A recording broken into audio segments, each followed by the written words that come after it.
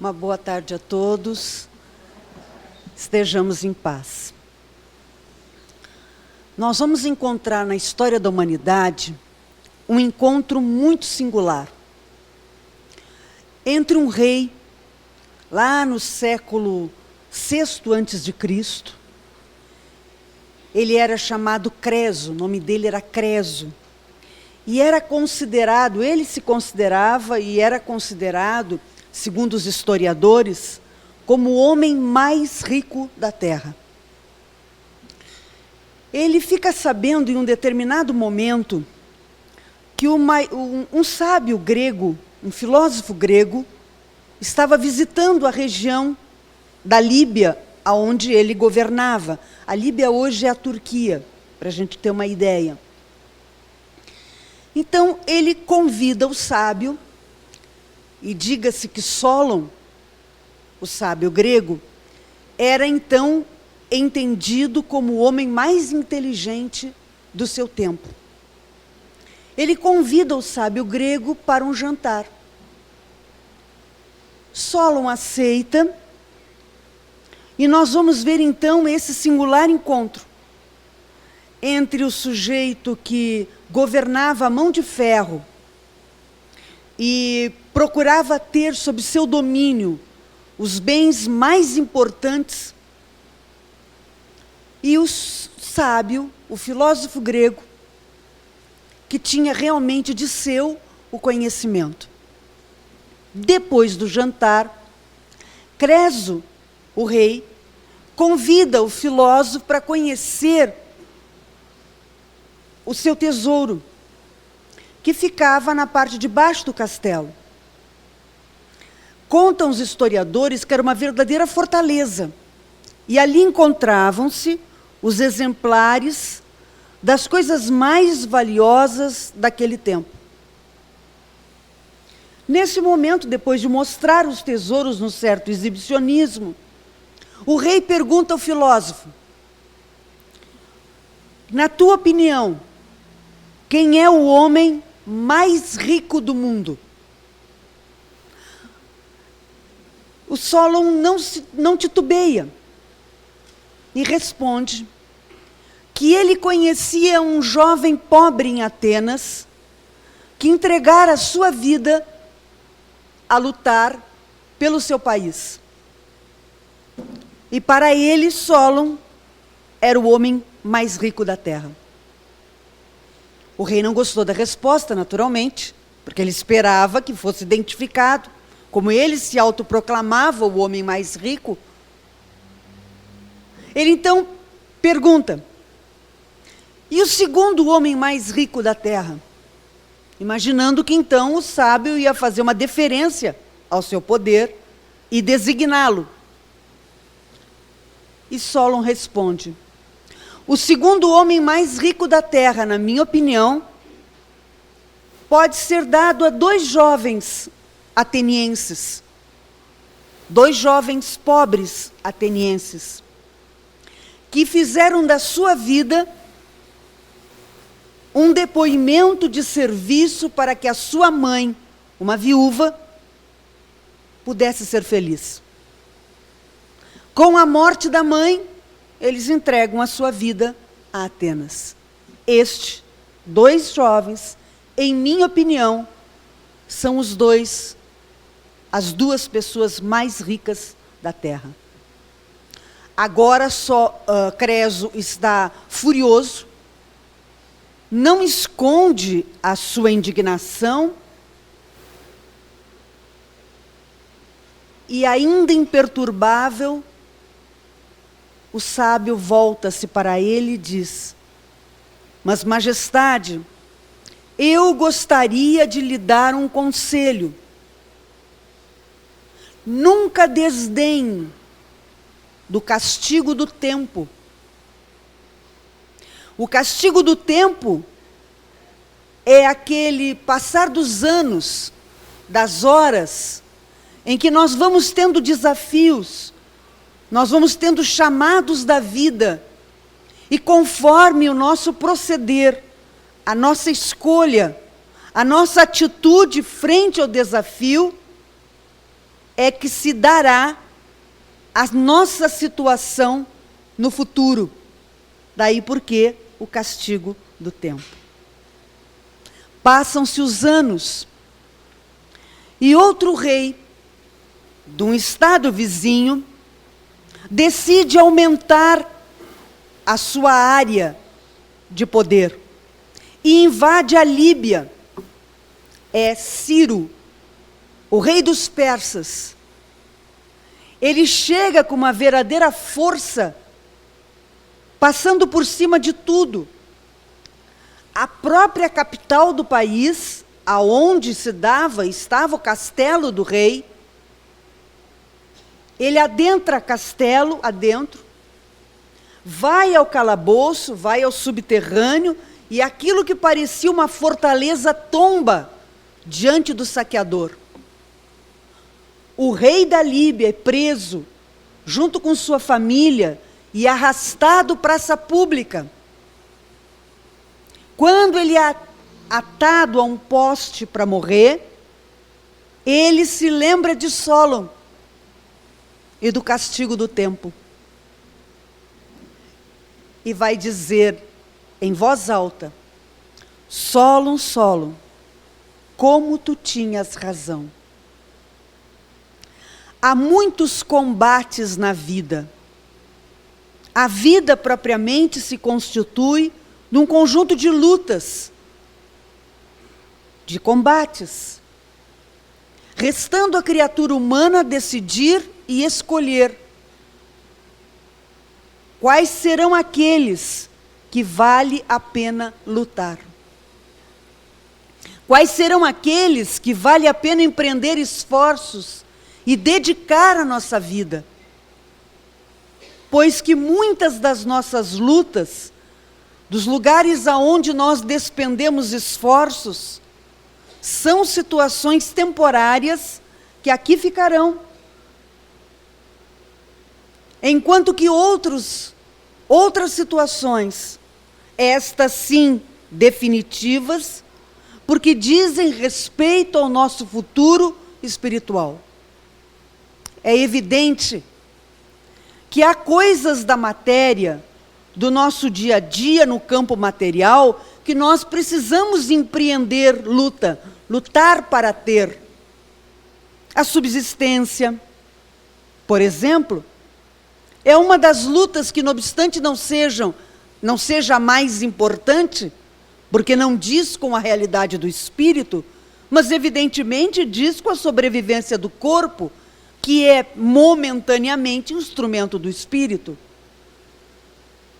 Mas daí a dedicarmos todo o nosso tempo, ou a exclusivamente dedicarmos o nosso tempo às questões materiais, este é o caso, que precisará ser definido e decidido por cada um de nós.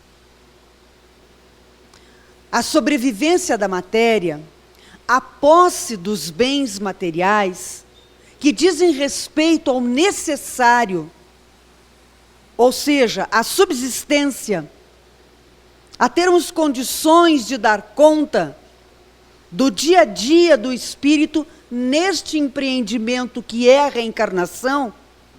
Evidentemente, se é uma luta, se diz com bens necessários, imprescindíveis à manutenção da vida, evidentemente é uma luta necessária. Mas ainda assim é temporária. Nós não poderemos levar junto conosco, em todos os lugares por onde transitamos, sobremaneira para o mundo espiritual, nós não levaremos nenhuma das nossas posses. Nem mesmo o corpo físico, que talvez seja das posses a mais relevante, na medida que é a instrumentalidade para o espírito. Nem mesmo ele. Todos os bens materiais que possuímos, aqui ficarão. E nós vamos repetir para não deixar dúvida. É evidente, ninguém discute que elementos materiais são de necessidade. Comer, vestir, se abrigar, não chegando ao nível do supérfluo, dizem com necessidades próprias de um espírito que está reencarnado. Se nós não protegermos o corpo físico, na nossa habitação, com o vestuário, com a alimentação, nós estaremos provocando suicídio direto ou indireto. Então não há dúvida que se faz necessário a luta, e é uma luta abençoada, a luta chamada luta pelo pão de cada dia. Mas, inobstante o seu valor, a sua importância, e se constituir, sim, numa luta necessária, é preciso que a gente não perca de vista que a posse de todas essas questões, ainda que legítimas, ainda que providenciais, ainda que necessárias, elas ficarão. Então, se nós tivéssemos inicialmente que definir quais são as lutas abençoadas por excelência, evidentemente, sem nenhum desrespeito às lutas materiais, essenciais, fundamentais para a sobrevivência, mas evidentemente que a luta mais abençoada é aquela que se faça em relação ao espírito. Por isso fizemos questão de contar a história de Creso. Porque, não obstante ele tivesse naquele momento todo o poder, todos os bens materiais possíveis a um homem dos seus dias, fosse considerado, e ainda é em nossos dias, considerando evidentemente tempo a tempo, mas ainda é considerado, face à grandiosidade da sua riqueza na época, o homem mais rico que se conheceu. Pois isso não lhe deu nenhuma garantia em relação ao tempo. Isso não lhe protegeu das vicissitudes naturais da vida. Então, no que pese, evidentemente, os bens materiais facilitarem, sim, algumas coisas, como dizer que não, é muito mais agradável e facilitado a gente poder pagar um transporte para fazer um deslocamento do que tê-lo que fazer a pé. Mas isso, por si só, possuir este benefício, não nos garante que nós, porque temos o dinheiro, não passaremos por uma vicissitude. Isso nos elimina e nos encastela de tal forma que nós estejamos absolutamente seguros. O que traz a segurança efetiva é a paz de consciência, porque essa onde a gente esteja, a gente a transporta consigo. Então, se nós tivéssemos que inicialmente responder quais são as lutas, os combates principais, quais são estes elementos que vale a pena se produzir, considerando que tantos outros que a gente faz no dia a dia, a gente acaba verificando que não vale a pena? Quantas disputas nós fazemos uns com os outros? Quantas vezes nós nos indispomos com pessoas? Nós não sabemos ouvir uma crítica, uma negativa. Quantas vezes nós criamos verdadeiras rixas por coisas menores, por firulas? Porque sobrepomos o nosso orgulho e, em função desse orgulho, nós aumentamos uma coisa que, a princípio, não tem aquela dimensão. Então, vejamos quantas lutas nós lutamos no dia a dia.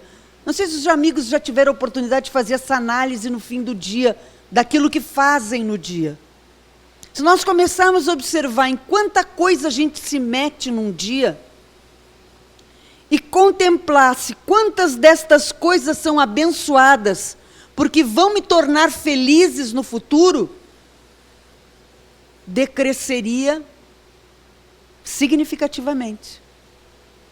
De 10 lutas que nós fazemos no dia, eu lutei com uma pessoa porque ela me ofendeu e eu respondi à altura, como a gente diz. Não é uma luta abençoada, porque não vai me trazer paz no futuro, não vai me trazer segurança no futuro. Nós fazemos lutas, às vezes, para quem é que diz a última palavra dentro de casa. Quem é que fica mais tempo emburrado. Então nós vamos estabelecendo concursos uns com os outros, que não tem para com relação ao futuro nenhum benefício. Não nos torna pessoas mais felizes. Então, e não obstante nós tenhamos muitos combates diários, nós combatemos uns com os outros. Muitas vezes durante um dia, estabelecemos rixas, disputas. Aquelas que realmente valem a pena. Porque nos trarão mais adiante, nesta encarnação, e sobremaneira, no mundo espiritual, a felicidade real, a quantidade de vezes que a gente faz a escolha por lutar esta luta, é infinitamente menor do que as vezes que a gente decide, escolhe lutar pelas coisas que Creso, né, que o rei da Líbia decidiu lutar. Ele empregou todo o seu tempo em amealhar coisas. Ah, mas eu não tenho dinheiro, então eu não sou igual ao Creso. Mas quantas vezes a gente junta coisa que não tem valor econômico, mas está lá empilhado dentro do roupeiro. E essa roupa aqui não, essa roupa eu posso ter que poder usar no ano que vem, então deixa ela aí. Lá em casa brigam muito comigo, porque eu sou desse tipo, né? Guarda tudo que eu posso usar um dia. E esses dias a minha mãe queria dar alguma coisa, eu disse, não, deixa aí. Mas minha filha, tu não está entrando nessa roupa, tu aumentou de peso. Mas eu vou emagrecer? E quando eu emagrecer, aí eu entro na roupa. Tolice. Pode ser que aconteça, mas pode ser que não aconteça, e a coisa vai ficando, não é de valor. E a gente pode ter pensado assim, eu não sou o Creso, porque o Creso juntou riquezas, eu não tenho dinheiro para juntar, eu não vou às coleção de automóvel, porque eu mal tenho um. Não, juntar as riquezas que eu posso. Então, é um conjunto, um monte de sapato, um monte disso, um monte daquilo, que nós não vamos usar, porque a gente tem vários pares de sapato, mas a gente só tem 2 pés. E tem que usar em par, né? Então não dá para usar todos ao mesmo tempo. E vão ficando, e vai ficando, e vai ficando. Então são essas quinquilharias até que todos nós juntamos, independente do valor das condições financeiras que a gente tem, a gente dá um jeitinho de juntar, de acumular. Vai ver no final das contas, não tem valor financeiro nenhum, mas está tudo lá empilhado, está tudo lá guardado. Estas lutas não são efetivamente as que valem a pena. Quais seriam as lutas que valem a pena? Jesus o disse no Sermão da Montanha. Bem-aventurados os pobres de espírito. O que é ser pobre de espírito? É ser humilde. Então, bem-aventurados os humildes. Inteligentemente, qual deveria ser a minha luta pessoal? Por me tornar uma pessoa humilde. Bem-aventurados os puros de coração. Falando da pureza da alma, pureza do nosso mundo íntimo, da simplicidade.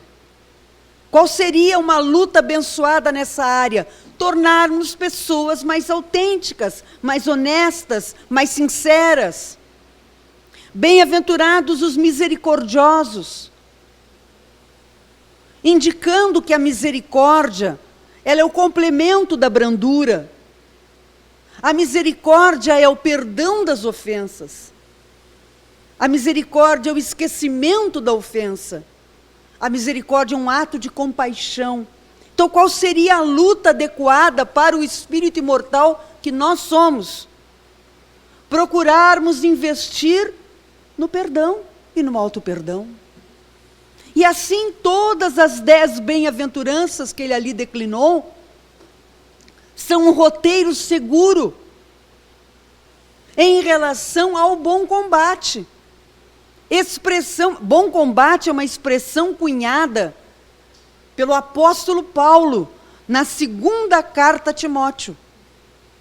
Ele disse que entre os combates da vida, o cristão tem o dever de escolher o bom combate, aquele que valha a pena. E o que ele está falando com vale a pena? Ele está considerando o futuro espiritual do combatente. Ele está se referindo àquelas situações que dizem respeito às construções das nossas virtudes. Não é fácil o bom combate. Às vezes a gente pensa, acredita mesmo, que difícil na vida é a gente ter. Pode ser. Pode ser que para alguns de nós, em virtude das suas necessidades de aprendizagem momentânea nessa existência, esteja sendo muito difícil conseguir os bens da vida no campo material. Mas quando a gente faz o investimento de desenvolver as potências da alma, o desenvolvimento das virtudes, e se quisermos resumi-las todas em uma palavra, a construção do amor, nós acabamos por perceber que esta última é indiscutivelmente a mais difícil. Porque a outra, ela torna-se mais fácil, até porque depende de algumas questões que não dizem tanto respeito ao nosso mundo íntimo. Mas quando se trata do desenvolvimento das potências da alma, nós estamos falando das emoções da criatura. Nós estamos falando de múltiplas construções que foram feitas ao longo dos processos reencarnatórios daquela pessoa. E que trazem naturalmente uma carga de construção plasmada no psiquismo e refletida no perispírito, que por óbvio dificultam a mudança interior que cada um de nós vem a querer fazer. Então se estabelece, e Paulo tem toda a razão, o apóstolo, uma verdadeira luta entre aquela pessoa velha, não velho como nós em idade, velho no sentido interior, das construções anteriores, entre este indivíduo que fez aprendizagens muito equivocadas, que aprendeu que a honra estava em se sobrepor aos outros, não a ele mesmo, que aprendeu que coragem é falar mais alto, é tomar atitudes violentas, e foi aprendendo coisas equivocadas ao longo do tempo, que de uma certa maneira somos todos nós, e num determinado momento a gente cai em si, e se dá conta que existem outras aprendizagens que a gente gostaria de fazer. Por exemplo, o desenvolvimento das virtudes da alma. Sim, gostaríamos de ser humildes, de desenvolver a humildade. Gostaríamos de desenvolver a pureza, a misericórdia, a brandura. Gostaríamos de ser uma pessoa de bem, de desenvolver a bondade no nosso campo interior. Mas estas duas realidades se chocam e se combatem. Aquele personagem que nós fomos, com as suas matrizes, com as suas aprendizagens equivocadas, e este que nós gostaríamos de tornar-nos, esta pessoa de bem. Pois esta luta é a mais importante, não obstante a mais difícil de todas que a vida nos der. É infinitamente mais difícil ser brando e pacífico do que ser uma pessoa possuidora disto ou daquilo. Mas é a melhor luta que nós podemos travar conosco, é o desenvolvimento da nossa brandura, da nossa paciência, da nossa mansidão, evidentemente seguindo os ensinamentos de Jesus.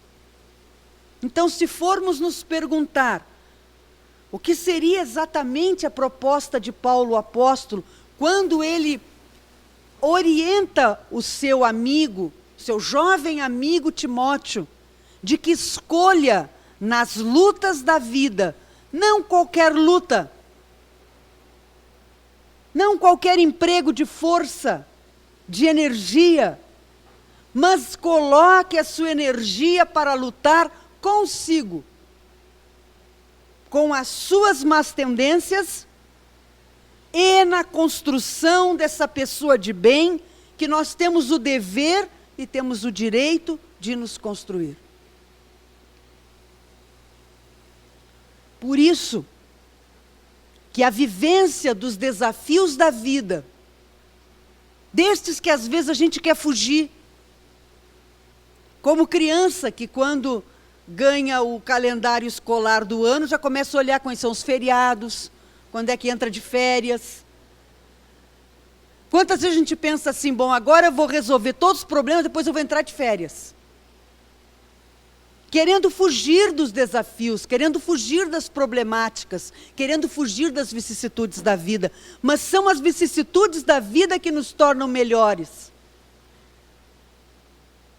É esse diário de nos convidar ao desenvolvimento de uma virtude e que se torna para nós uma vicissitude, porque muitas vezes a gente não deseja o desenvolvimento dessa virtude, ou se deseja, ainda não se deu conta que para desenvolvê-la é necessário muito esforço, desprender esforço, daí porque não pode gastar energia em lutas que não vão levar a lugar nenhum, para ter força para fazer as construções necessárias à identidade dessa pessoa feliz ali na frente. Então, a necessidade de nós podermos empreender os desafios propostos pelo dia a dia, que nós possamos vivê-los com alegria, com resignação, com a compreensão da sua importância. E onde é que naturalmente está a base para que nós possamos ter condições de viver essas coisas com confiança e com alegria na vida? Senão na compreensão dos princípios básicos da doutrina espírita. O espiritismo se torna uma excelente ferramenta para que nós possamos compreender os desafios e encontrar estratégias em nós, em nosso mundo íntimo, para vencermos esses tais desafios. O Evangelho se converte o Evangelho redivivo à luz do Espiritismo se converte nessa oportunidade feliz de entendermos o porquê nós estamos aqui e sobremaneira para onde nós vamos. É nessa compreensão que nós podemos construir a tal da fé raciocinada. Não há possibilidade de ter fé raciocinada se não tem raciocínio. E não há possibilidade de raciocínio onde não tem conhecimento. Eu vou raciocinar sobre o quê? Por que muitas vezes nós fragilizamos num desafio da vida? Por que muitas vezes a gente perde o bom combate? Quando vai estabelecer uma construção positiva consigo, não consegue, fracassa. Porque não raro nós não temos fundamentação na nossa fé. Ela não é fundamentada, ela não é lúcida, ela não é racional. Então nós não vamos encontrando elementos para sustentar a luta.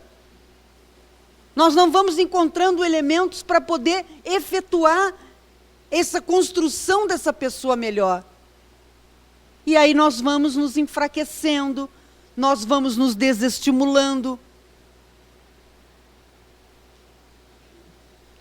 Nesta caminhada toda, é imprescindível dar-se conta da importância do conhecimento dos princípios básicos. É muito importante que nós tomemos o hábito da leitura. Por exemplo, a título de exemplo, uma obra imprescindível que nós teríamos que ter o hábito de usá-la no dia a dia, indiscutivelmente é o Evangelho segundo o Espiritismo. Para ler e pensar, não é só ler. Não é como a gente lê livro, revista, que a gente vai passando as folhas para ver o que olhar, a notícia que vem depois. É ler o trecho e refletir sobre ele. Pensar sobre ele. Porque quando nós fazemos isso, nós estruturamos aquele conhecimento. Aquele conhecimento se torna uma ferramenta para que possa ser utilizada em outra situação ali na frente. Então, se nós temos muitos dias de leitura, nós vamos juntando caixa de ferramenta. E vamos podendo fazer os enfrentamentos do dia a dia com tranquilidade, com resignação, claro que dentro das nossas possibilidades. E cada um de nós terá a sua. Quando Jesus diz, por exemplo, sede perfeitos, como perfeito é o vosso Pai Celestial, é claro que ele está falando da perfeição lá na meta final. Quando o Espírito chega à plenitude. Mas também não é menos verdade que Jesus está falando dos sermos perfeitos no dia a dia, o máximo que nos seja possível. Na disciplina da paciência, por exemplo, sermos o mais paciente possível na segunda, o mais paciente possível na terça, na quarta e assim sucessivamente. Eu tenho que ir canalizando essa vontade para ir aumentando essa potência. Não se pode partir do princípio só da meta. Ah, quando eu tiver a plenitude da paciência, mas ninguém vai ter plenitude se não tem o pouco. Um conjunto de pouco. Um pouco aqui, um pouco ali. Vai fazendo essas construções. Uma coisa que a gente não dá valor é a ação diminuta. A nossa ansiedade, às vezes, quer que a gente tenha a virtude na plenitude. Não tem a virtude na plenitude, não serve. Nós precisamos aprender a dar valor para cada conquista. O bom combate se estabelece todos os dias e todas as horas. Não é quando chegar lá na frente, não é quando, é aqui e agora. É poder dar-se conta que a vida está nos chamando neste momento. Ah, eu quero ser uma pessoa. O que será que Deus reservou para mim de prova? Quais seriam? O que Deus espera de mim? E a gente fica sentado esperando que Deus diga. E aí passam-se os dias, a gente não cumprimenta ninguém, a gente não sorri para ninguém. Fica esperando. Vai esperar o resto das encarnações. Porque o que Ele espera é que nós sejamos bons, o possível naquele dia. Para que depois, no outro dia, a gente seja um pouquinho mais, até sermos bons por excelência. É isso, simples. Difícil, mas simples. Então, podermos estabelecer essa compreensão de que este detalhamento da virtude e a sua construção no passo a passo dizem respeito às boas lutas, aos bons combates que nós podemos empreender com relação a nós mesmos.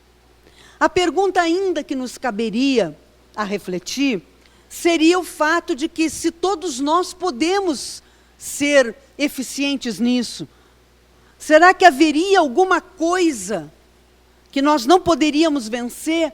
Alguma inclinação má que que seria mais poderosa do que nós? Essa pergunta não passou despercebida. Allan Kardec. E no Livro dos Espíritos, na terceira parte, ele vai perguntar se haveria possibilidade de que alguma inclinação má não pudesse ser vencida pelo esforço. E os Espíritos dizem que todas as inclinações más podem ser vencidas pelo esforço. Todas as questões morais que nós não temos ainda resolvido, podem ser resolvidas pelo esforço.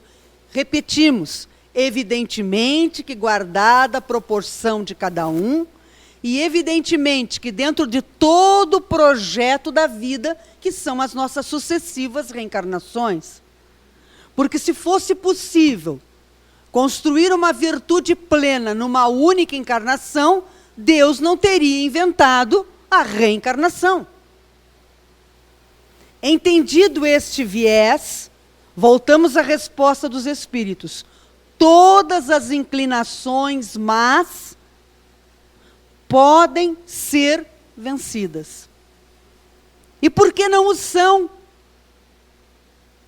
Os Espíritos respondem nessa mesma questão. Mas quanto pouco de vós fazem esforços. E eles têm razão. Primeiro, que nem todos nós empreendemos esforços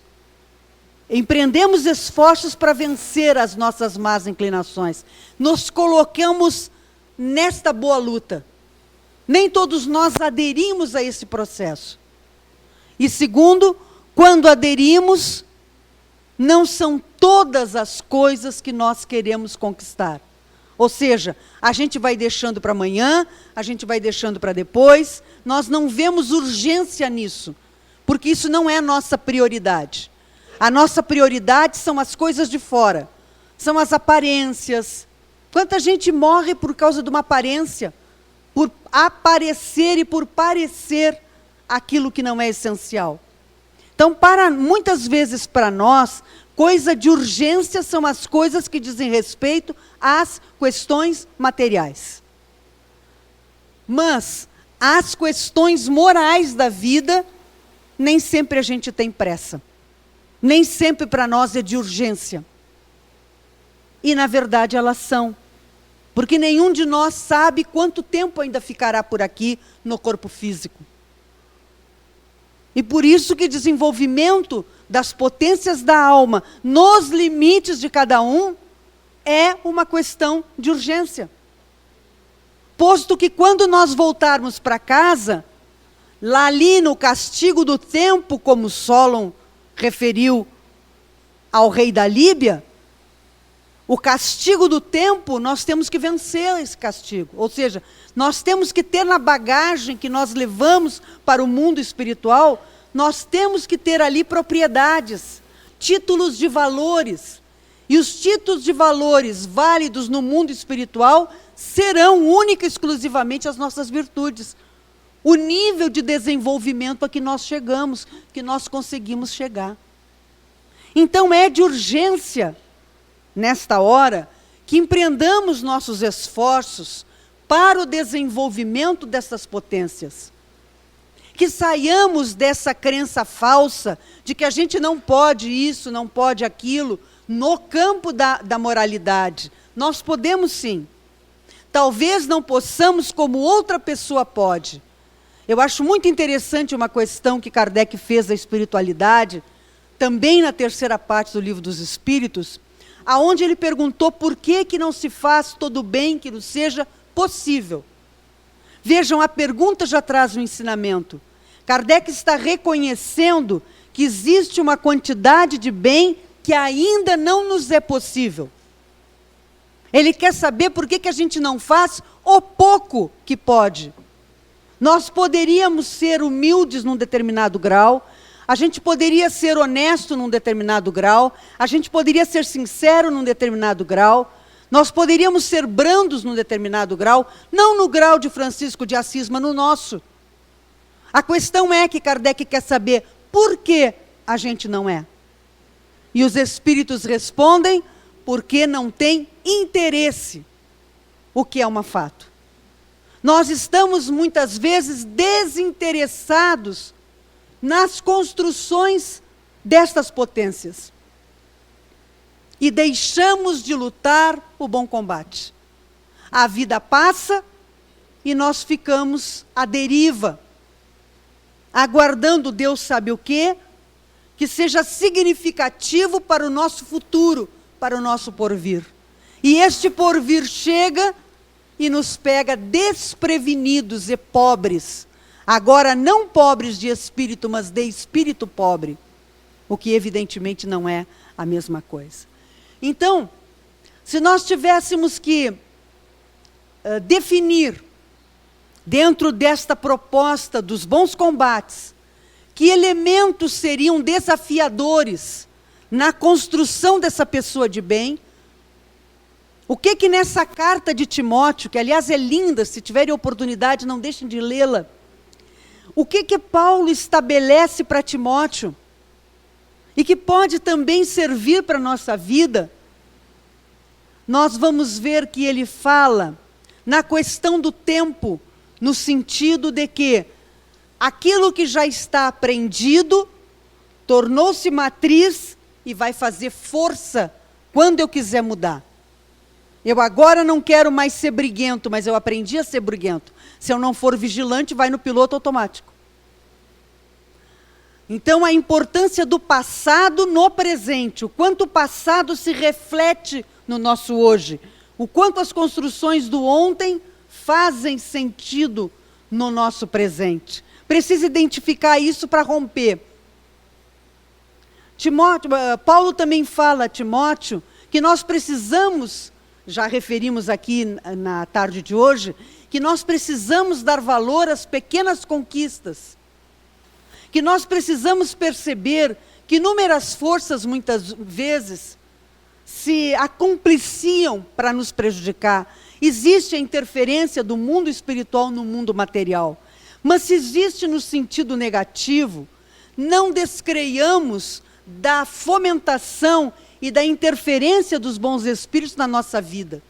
O que talvez esteja faltando no nosso dia a dia, e que nos torne pessoas tão suscetíveis das más influências, indiscutivelmente está faltando prece, indiscutivelmente está faltando reflexão, está faltando leitura, está faltando meditarmos sobre aquilo que a gente conversa de bom e aquilo que a gente lê de sadio. Então essas estratégias todas, elas formam um conjunto que servirá seguramente para nós podermos lidar conosco, nisto que Paulo chamou, ao escrever para o seu querido amigo chamado Timóteo, o bom combate. Que no nosso dia a dia, nós tenhamos força e nós tenhamos coragem para enfrentar-nos, construir essa pessoa melhor que nós estamos destinados para ser. Trazermos à tona a divindade que mora em nosso coração. Permitir-nos que isso se exale e penetre os corações dos nossos irmãos. Tornarmos, portanto, mais conscientes e mais lúcidos da nossa força pessoal, como filhos de Deus que nós somos. E diante de todo esse conjunto de coisas, enfrentarmos as nossas dificuldades e as nossas vicissitudes com fé raciocinada, com esperança e com resignação. Para concluirmos, o poeta Rabindranath Tagore tem uma poesia, um verso de um poema, em que ele diz que quando as estrelas vieram conhecer a Terra, fizeram o seu giro habitual, rodeando o planeta, e voltaram para o firmamento. Menos uma. E quando suas irmãs voltaram as costas para encontrá-la, verificaram que ela luzia no seio da terra, uma luz forte e verde que alcançava todo o planeta. É por isso que a esperança, diz ele, nunca abandona a vida. Não abandonemos a esperança de estabelecermos a construção da pessoa melhor que nós podemos ser, com coragem e com fé, com a confiança na presença de Deus em nosso dia a dia. Indiscutivelmente nós poderemos nos construir como essa pessoa de bem e dizermos então a Paulo que nós procuramos, quando voltarmos para a nossa verdadeira casa, que é o mundo espiritual, que nós procuramos ao longo dos sucessivos dias aqui na terra, realizarmos o melhor combate que esteve ao nosso alcance, que a gente compreendeu e que a gente pôde fazer. A todos os amigos, muitíssimo obrigada e muita paz. Divino amigo Jesus, Mestre incomparável das nossas almas, nós te somos agradecidos, Senhor, pela presença amorável dos benfeitores espirituais, que a todos atenderam nas nossas mais íntimas necessidades. Chegamos aqui, Senhor, buscando o teu amparo, a tua compreensão, o teu carinho, e nunca nos abandonastes. Envolve-nos com as tuas vibrações amorosas, e tantas vezes não sabemos distinguir, entender e tornarmos-nos gratos. Por isso agora o fazemos. Queremos agradecer essa bendita doutrina que emociona nossas almas e nos oferece um caminho para a própria libertação. Temos a oportunidade de te reencontrar, Senhor. Nós que tantas vezes te abandonamos. Agora nos dás o Consolador prometido, o Espiritismo, para que através dos seus ensinamentos preciosos, nós voltemos os nossos passos na tua direção. Muito obrigado, Senhor. Fica conosco, abençoa-nos e fortalece-nos o ânimo para desta feita não desistirmos, não retrocedermos, não nos equivocarmos, mesmo diante das falsidades e dos convites equivocados da vida. Que seja assim, neste combate efetivo com o nosso mundo íntimo, na construção da pessoa melhor que tu aguarda, o nosso mais caro ideal e a nossa mais nobre construção. Abençoa-nos e guarda-nos na tua paz, Senhor, hoje, amanhã e sempre. Que assim seja.